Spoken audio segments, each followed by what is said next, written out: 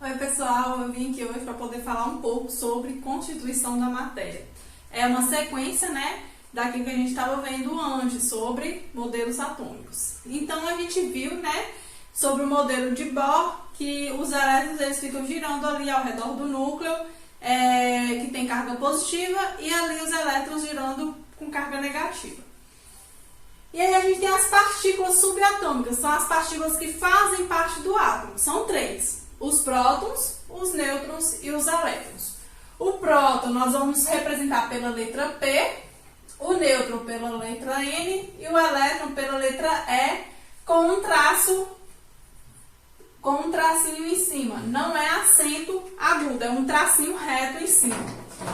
O valor do próton dessa carga sempre vai ser positivo. O valor do nêutron vai ter carga, aqui no caso positivo, um mais. O nêutron, ele não tem carga, por isso esse nome ele é neutro, ele não tem carga nenhuma. E o elétron, ele tem carga menos 1. Então o elétron é o oposto do próton. O nêutron, ele faz parte do átomo porque a massa do átomo ela é determinada através do núcleo, que é onde se concentra a maior quantidade de massa. E é determinado pelo próton e pelo nêutron. Eles dois têm massas praticamente iguais. O elétron é muito mais leve. Então, assim, o elétron ele quase não entra na quantidade de massa do átomo. No átomo neutro, a quantidade de prótons vai ser igual à quantidade de elétrons. Então, um exemplo. No átomo de magnésio, eu tenho 12 prótons e também 12 elétrons. No átomo de flúor, nós temos 9 prótons e também 9 elétrons. 12 menos 12, 0. 9 menos 9, 0. Por isso, o átomo é considerado neutro. Ele não vai ter carga positiva e nem negativa sobrando. Já quando o átomo tem carga positiva ou negativa sobrando, ele vai ser chamado de íons. Os íons, eles podem ter carga positiva ou carga negativa. Se for carga positiva, o nome dele vai ser cátion. E se for carga negativa, o nome dele vai ser ânion. O que significa isso? O átomo ele pode perder ou ganhar elétrons. Prótons a gente não mexe. O átomo ele pode perder ou ganhar elétrons. Se ele perde elétrons, como o elétron tem carga negativa, ele perdeu o elétron, ele vai ficar com uma carga positiva. Se ele ganha elétron, ele vai ficar com carga negativa a mais. Então, ele vai ficar com a carga negativa. Então, aqui, por exemplo, no cátion, magnésio 2+. Significa que ele perdeu 2 elétrons. Então, significa que ele tem 12 prótons. Os prótons permanecem o mesmo. Só que ele perdeu 2 elétrons. Então, ele vai ficar com 10 elétrons. Por isso, ele tem carga positiva. Já o flúor, aqui tem uma carga negativa. Se ele tem uma carga negativa, significa que ele ganhou um elétron. Ele ganhou um elétron, ele tem 9 prótons, e aqui ele vai ter 10 elétrons. Porque ele ganhou um elétron. Antes ele tinha 9 elétrons. Se ele ganhou um elétron, ele ficou com 10 elétrons. Por isso a carga negativa, porque ele agora tem uma carga negativa a mais. Então a gente representa dessa forma, os íons. Cátion, carga positiva. Ânion, carga negativa. Quando a gente for estudar a tabela periódica, vocês vão ver que lá tem um elemento e vários números ao lado. Aqueles números, eles significam a composição de cada átomo. Então, no exemplo, é o número atômico. O número atômico é referente ao número de prótons. Então, se o átomo ele tem 10 prótons, ele vai ter o número atômico, o número 10. O hidrogênio, por exemplo, ele tem um próton, então o número atômico dele é 1. O hélio ele tem 2 prótons, o número atômico dele é 2. E assim por diante.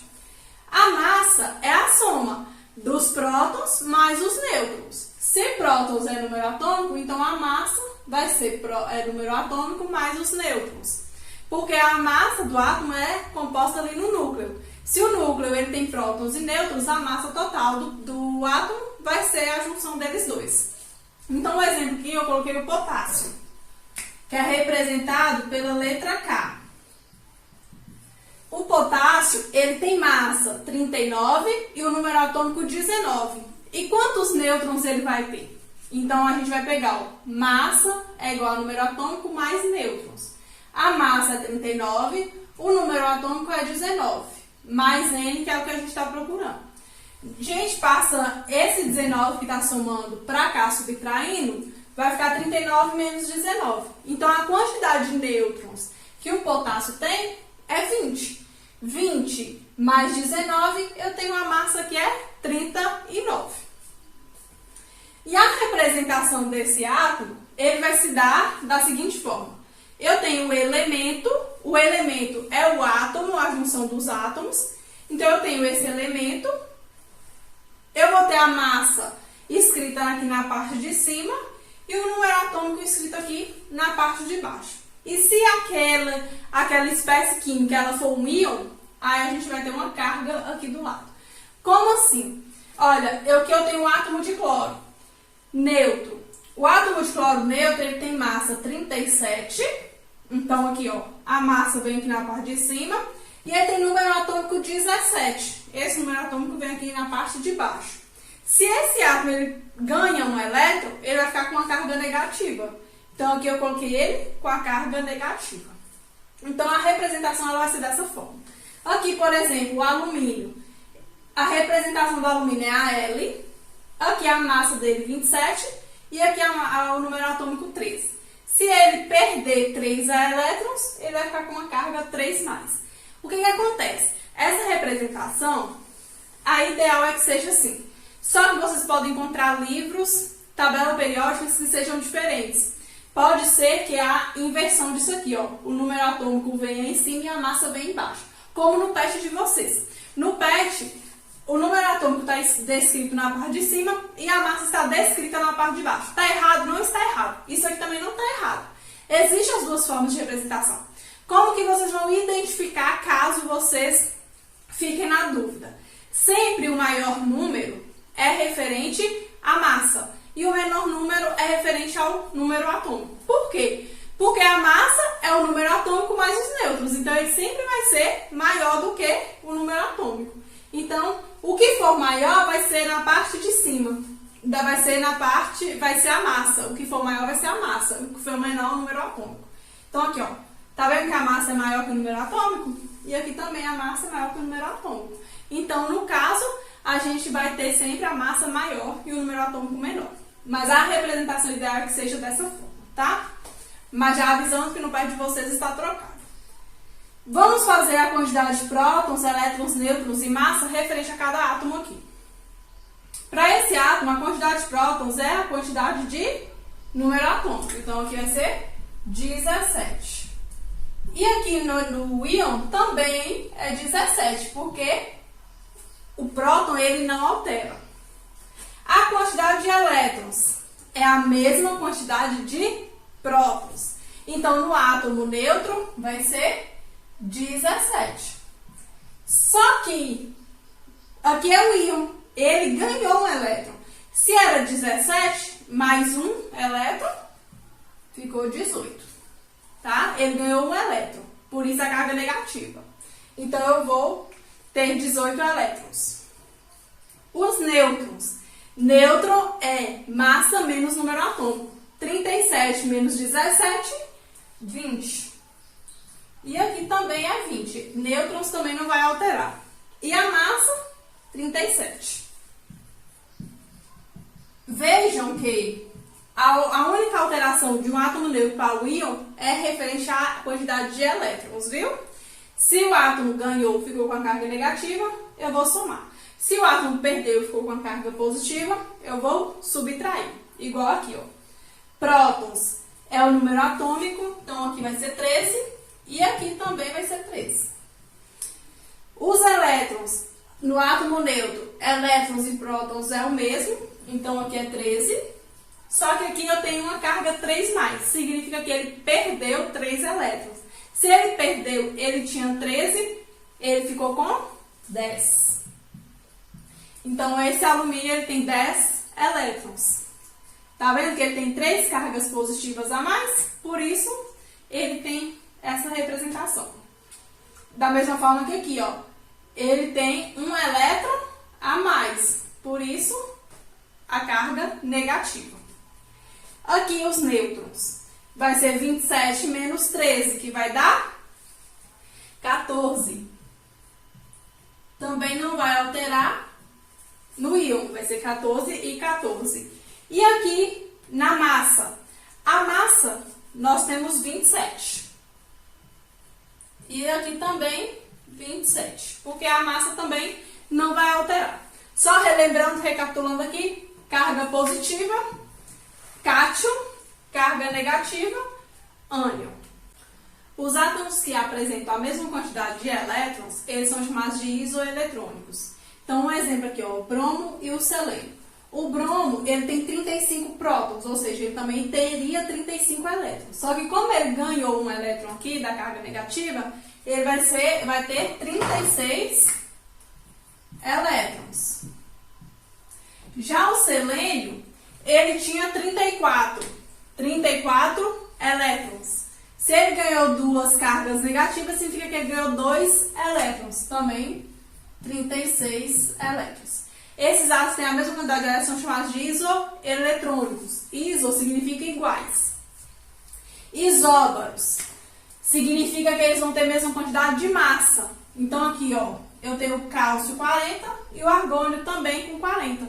É a mesma quantidade de massa. Isso é possível? Sim. Por quê? Porque, na verdade, a massa que a gente tem dos átomos é uma massa geral. Porque o átomo ele pode ser encontrado na natureza de algumas formas e pode ter massas diferentes. E aí a gente chama eles, quando a gente tem elementos diferentes com a mesma quantidade de massa, isóbaros. Já os isótopos é o caso que eu estava explicando. Eu tenho o mesmo número atômico, ou seja, é o mesmo elemento químico, só que a massa é diferente. Por quê? Igual aqui eu tenho carbono 12, carbono 13 e carbono 14.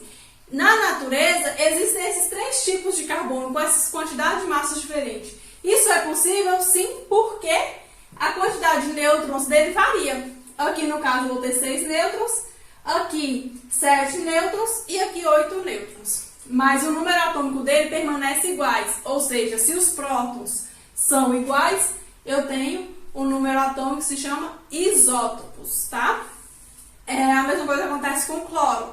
Eu tenho o cloro 35, de massa 35, e o cloro de massa 37, só que o número atômico deles não altera, os prótons deles não alteram. Então, a gente tem os isótopos. E aí, relembrando um pouco sobre o modelo de Bohr, nós vimos que era constituído de um núcleo e ao redor desse núcleo a gente tem órbitas circulares onde os elétrons eles giram. Cada camada dessa, ou nível, tem uma quantidade de energia específica e essa energia ela aumenta do mais interno para o mais externo. Então aqui eu tenho um nível de menor energia e assim vai até chegar na última camada. São 7 camadas. Essas 7 camadas são determinadas pelas letras K, L, M, N, O, P e Q. Então, são 7 camadas, cada uma representada por uma letra. Nessas camadas, existem como se fossem compartimentos, onde os elétrons realmente estão. E aí a gente chama eles de subníveis de energia. Esses subníveis são representados por S, P, D e F. Aqui, ó, quando vocês forem representar, vocês sempre representam com a letra maiúscula, tá? As camadas, sempre com letra maiúscula. Os subníveis com letras minúsculas, para poder diferenciar um do outro. Então, aqui é S, P, D e F. Os subníveis, eles são como compartimentos, como se fosse casa, onde tem um cômodo maior, um cômodo menor. Então, o cômodo menor é o S, ele só cabe 2 elétrons. Depois eu tenho o P, que cabe 6 elétrons. Eu tenho o D, que cabe 10 elétrons. E eu tenho o F, que é o maior de todos, que cabe 14 elétrons. Para que isso é importante? Porque nós vamos ver como que os átomos eles são distribuídos no átomo. E aí a gente vai ver como que eles são distribuídos por camadas, tá? Eu vou desenhar aqui agora para vocês um diagrama para poder facilitar o nosso esquema.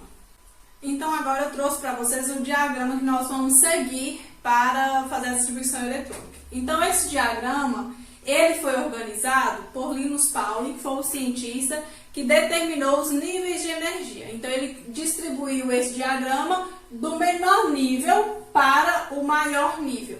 Então, ele foi distribuindo da menor energia para a maior energia. E assim a gente vai seguir para fazer a distribuição eletrônica. Esse 1 aqui é referente à primeira camada, que é a K. Esse 2 aqui da frente é referente à camada L, que é a segunda. O 3 referente a M. O 4 é referente à camada N. O 5 O, 6 P e o 7 referente à camada Q. Então, os números aqui da frente é referente a cada uma das camadas.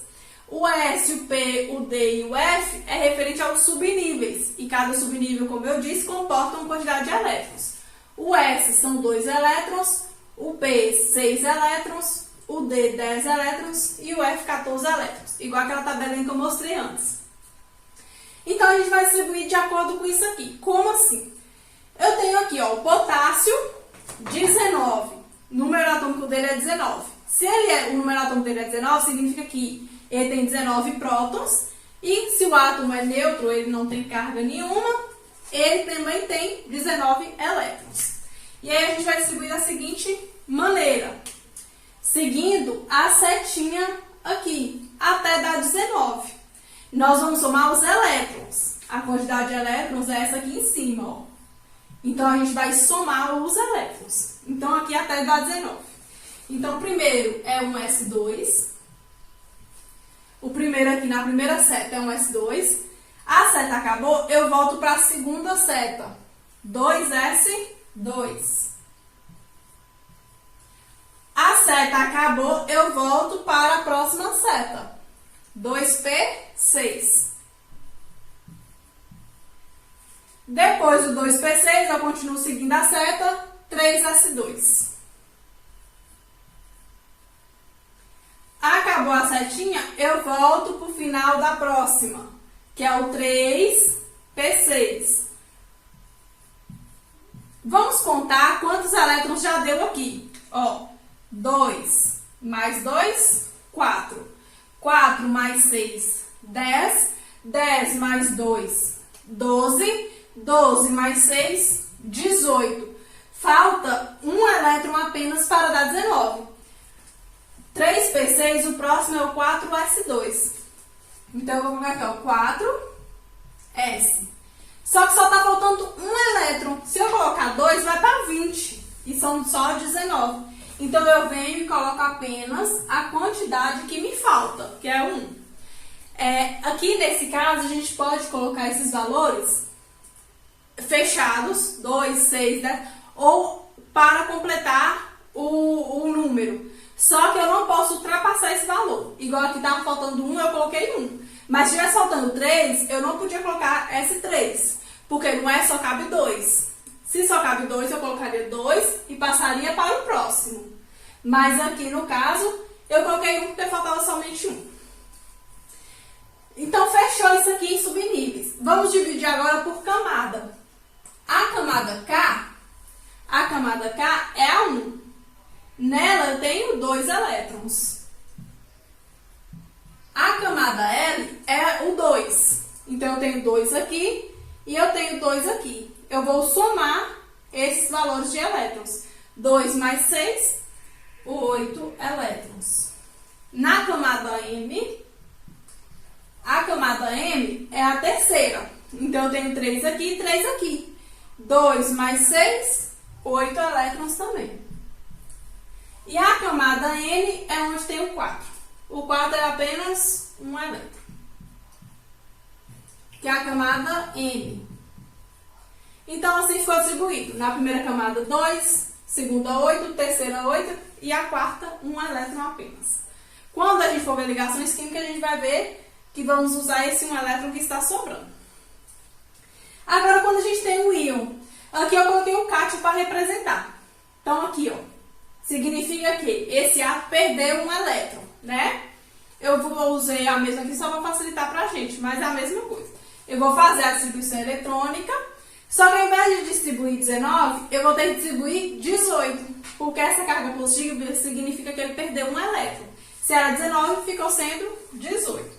Então, fazendo a distribuição eletrônica, ficou um S2, é a mesma coisa desse aqui, né? 2S2, 2P6, 3s2, 3p6. Essa última camada aqui, ó, foi o que ele perdeu. Se foi o que ele perdeu, eu não preciso colocar. Somando, ó, ficou 2 mais 2, 4, mais 6, 10, mais 2, 12, mais 6, 18. Distribuindo por camada, a K ficou 2, a L 8 e a M também 8. A N não tem mais porque esse elétron ele perdeu. Se for no caso de ser ânion, né, que ele ganha um elétron, aí na última camada vocês vão acrescentar um elétron, viu? Sempre assim. Na última, ou a gente retira ou a gente acrescenta. Se for cátion, retira. Se for ânion, acrescenta. Outra coisa que eu quero falar com vocês é sobre camada de valência. A camada de valência é a última camada do átomo. Então, nesse caso aqui, ó, a última camada é o 4s1, que é o M. Se chama camada de valência. Quando ele perde o elétron, passa a ser a terceira camada, que é a M, com 8 elétrons, tá? Sobre distribuição eletrônica e constituição da matéria é isso. Espero que ajudem vocês a resolver o exercício, mas qualquer coisa vocês podem me mandar lá no grupo ou no Conexão, viu? Bons estudos a todos e até a próxima.